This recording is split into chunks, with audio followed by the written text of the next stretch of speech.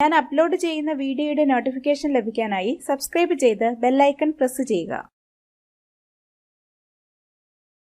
പയർ പായസം തയ്യാറാക്കുന്നതിനായിട്ട് 1 കപ്പ് പയറാണ് ഞാൻ എടുത്തിട്ടുള്ളത്. പയർ കുതിർത്തതാണ്. അതിലേക്ക് ഞാൻ വേവുന്നതിന് ആവശ്യമായിട്ടുള്ള വെള്ളം ഒഴിച്ചെടുക്കുകയാണ്. ഇത് മുകളിൽ നിൽക്കത്തക്ക രീതിയിൽ വെള്ളം ഒഴിച്ചു കൊടുക്കണം. ഇങ്ങനെ വെള്ളം ഒഴിച്ചു കൊടുത്തിട്ടുണ്ട്. നമുക്ക് സ്റ്റവ് കത്തിച്ച് ഇതിനെ ഒന്ന് വേവിച്ചെടുക്കാം. ഇത് നമുക്ക് അടച്ചു വെച്ച് വേവിക്കാം. കുക്കറിൽ വേവിച്ചാലും മതി. ഞാനിപ്പോ ഇതിങ്ങനെ വേവിക്കുന്ന തന്നെ ഉള്ളൂ. പയറ് നല്ല പോലെ വെന്ത് കിട്ടണം. പയറ് വേവാനായിട്ട് അടുത്ത അടുപ്പിൽ വെച്ചിട്ടുണ്ട്. ആ സമയം കൊണ്ട് നമുക്ക് കുറച്ച് ശർക്കര ഉരുക്കിയെടുക്കാം. ഞാനിവിടെ ഒരു 300 ഗ്രാം വരെ ശർക്കര. ഇനി അതിലേക്ക് അല്പം തേങ്ങാപ്പാൽ ഒഴിച്ചു കൊടുക്കാം. ഞാൻ ഒരു തേങ്ങയുടെ പാൽ എടുത്ത് വെച്ചിട്ടുണ്ട്. അതിൽ നിന്നാണ് 1 ഗ്ലാസ് പാൽ ഒഴിച്ചു കൊടുത്തത്. നമുക്ക് മിക്സ് ചെയ്ത് കൊടുക്കാം. ഈ ശർക്കര എല്ലാം ഉരുക്കിയെടുക്കണം. ശർക്കര നല്ല പോലെ അലിഞ്ഞു വന്നിട്ടുണ്ട്. നല്ല പാനിയായി വന്നിട്ടുണ്ട്. നമുക്ക് സ്റ്റവ് ഓഫ് ചെയ്യാം. നമ്മുടെ പയർ എന്ത് പരുവായി നോക്കാം. നല്ല പോലെ വെന്ത് കിട്ടണം. ഒരുവിധം വെന്തിട്ടുണ്ട്. ഇത് നമുക്കൊന്ന് ഉടച്ചു കൊടുക്കാം. പയർ വെന്തിട്ടില്ലെങ്കിൽ പിന്നെ അത് വേവത്തില്ല. ശർക്കര ഒഴിച്ചു കഴിഞ്ഞാൽ പിന്നെ അത് വേവില്ല. അതുകൊണ്ട് നല്ല പോലെ വേവണം പയറ്.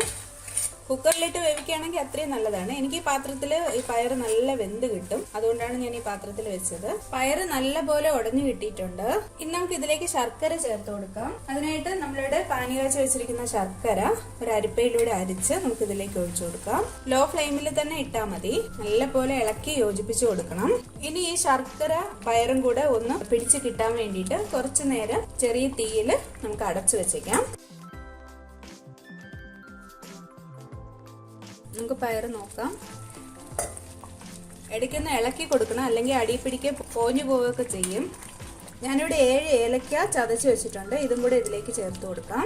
ഇടയ്ക്കിടയ്ക്ക് ഇളക്കി കൊടുക്കണം, അല്ലെങ്കിൽ അടി പിടിക്കും. പയറും ശർക്കരയും കൂടെ ഒരുവിധം വറ്റി കിട്ടുന്നത് വരെ നമുക്കിത് ഇളക്കി കൊടുക്കണം. 1 ഗ്ലാസ് തേങ്ങാപ്പാലും കൂടെ ഇതിലേക്ക് ചേർത്ത് കൊടുക്കാം. അടിയിൽ പിടിക്കാതെ ഇളക്കി കൊടുക്കണം. ചെറിയ തീയിൽ തന്നെ ഇട്ടാൽ മതി. തേങ്ങാപ്പാലിന് പകരം നമ്മുടെ സാധാരണ പശുവും പാല് വേണമെങ്കിൽ യൂസ് ചെയ്യാം. പയറും തേങ്ങാപ്പാലുമായിട്ട് പിടിച്ചിട്ടുണ്ട്. ഇനി നമുക്ക് 1-ാം പാൽ ഒഴിച്ചു കൊടുക്കാം.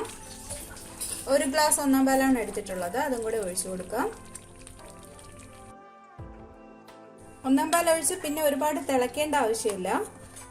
ജസ്റ്റ് ഒന്ന് ചൂടായാൽ മതി. ചൂടാകുമ്പോൾ നമുക്ക് സ്റ്റവ് ഓഫ് ചെയ്യാം. തിള വന്നിട്ടുണ്ട്. ഞാൻ സ്റ്റവ് ഓഫ് ചെയ്യാണ്. ഇനി നമുക്ക് നെയ്യ് ഒഴിച്ച് അതിൽ നുറുക്കിയ തേങ്ങ, അണ്ടിപ്പരിപ്പ്, ഉണക്കമുന്തിരി എന്നിവ വറുത്തെടുക്കാം. പാത്രം ചൂടായിട്ടുണ്ട്. അതിലേക്ക് നെയ്യ് ഒഴിച്ചു കൊടുക്കാം. നെയ്യ് ചൂടായ ശേഷം നുറുക്കിയ തേങ്ങ ഇട്ട് കൊടുക്കാം. തേങ്ങ നല്ലപോലെ മൂത്തതിന് ശേഷം നമുക്കിനി അണ്ടിപ്പരിപ്പിടാം. അണ്ടിപ്പരിപ്പ് മൂത്തിട്ടുണ്ട്. ഇനി നമുക്ക് ഉണക്കമുന്തിരി ഇട്ട് കൊടുക്കാം. ഉണക്കമുന്തിരി അവസാനം ഇട്ടാൽ മതി. ഉണക്കമുന്തിരി ഇട്ട ഉടനെ തന്നെ സ്റ്റൗ ഓഫ് ചെയ്യുന്നതാണ് നല്ലത്. കാരണം ഉണക്കമുന്തിരി പെട്ടെന്ന് കരിഞ്ഞു പോവും. നല്ല ബബിൾ പോലെ ആയതിനു ശേഷം നമുക്ക് ഇത് മാറ്റാം. അപ്പോൾ നമ്മുടെ പായസത്തിലേക്ക് നമ്മൾ വറുത്ത് വെച്ചിരിക്കുന്ന അണ്ടിപ്പരിപ്പ്, മുന്തിരിയും എല്ലാം കൂടെ തേങ്ങയും എല്ലാം ഇട്ട് കൊടുക്കാം. അപ്പോൾ നമ്മുടെ പയർ പായസം തയ്യാറായിട്ടുണ്ട്. എല്ലാവരും ട്രൈ ചെയ്ത് നോക്കണം. ഇഷ്ടമായെങ്കിൽ ലൈക്ക് ചെയ്യണം, ഷെയർ ചെയ്യണം, സബ്സ്ക്രൈബ് ചെയ്യണം. നിങ്ങളുടെ വിലപ്പെട്ട അഭിപ്രായങ്ങൾ അറിയിക്കണം. വീണ്ടും പുതിയൊരു വിഭവമായി നമുക്ക് കാണാം.